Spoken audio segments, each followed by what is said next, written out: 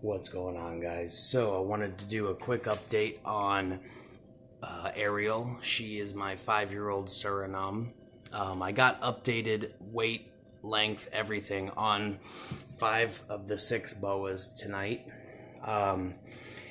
So she's somewhere between 5'10" and 6 foot. She weighs 6 pounds. And her enclosure is 8 feet by 3 feet by 4 feet.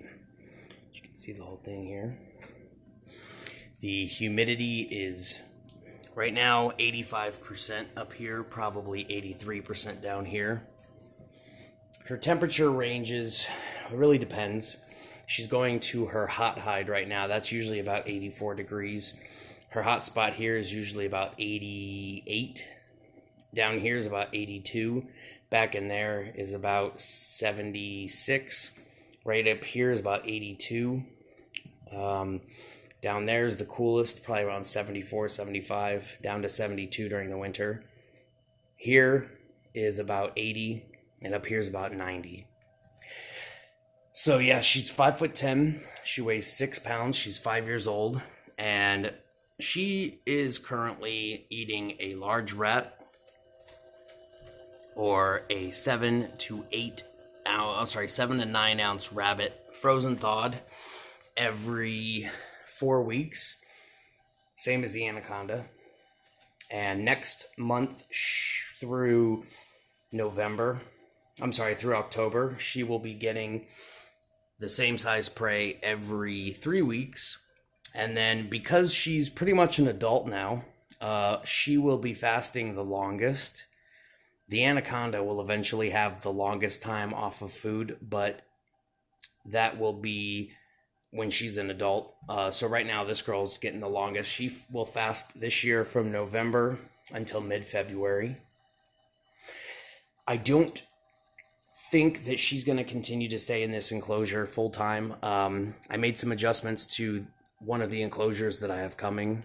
My other two BCC red tails, they have 8-foot enclosures coming as well. The younger Suriname was 46.5 inches and 1 pound, 10.5 ounces. And the Guyana was 43 inches and 1 pound, 5.5 ounces. And they're both 21 months. So I don't think she's going to get much bigger than 7 feet. But both of them, I think, will get bigger than 8. So I have an 8 by 3 by 2 coming, and I think eventually she's going to get that one. So I'm not going to have a high climbing branch like this, but it'll be something lower that extends the entire length of the enclosure. She'll probably get that one. And then I have an 8 by 3 by 3 coming. The Guyana's probably going to get that, and the younger Suriname is going to get this because it's the biggest. So that's the plan. But yeah, I got measurements on all of them. They are all growing wonderfully. They're all healthy, lean, muscular. Food cycling has been fantastic for them. They are all staying nice and lean. And the most growth, for the most part, in all of them, the most growth that I saw last year was when they were completely off of food. This is not something I just pulled out of my butt. It was initially something that I read about in Vincent Russo's book, The More Complete Boa Constrictor Guide. Well, at that time, it was the Complete Boa Constrictor Guide. And my vet, who I've said before, was a herpetologist, has 35 years experience with boas. He also suggested that I food cycle. So this is something that I have been suggested to do by the actual experts.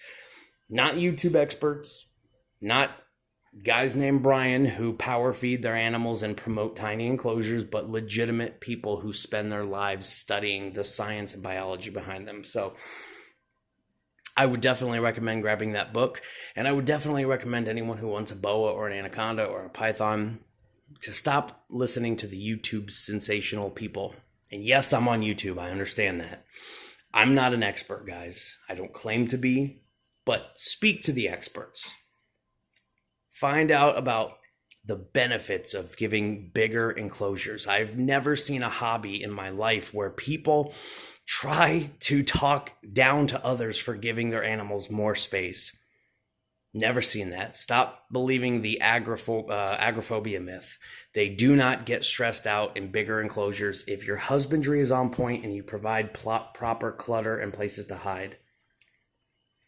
If you notice, she's right there. You notice every single spot has places to hide and feel secure. That's what's important.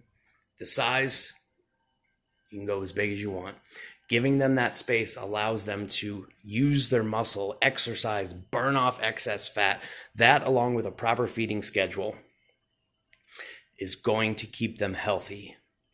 Feeding them as much as you can to get them as big as you can is not healthy.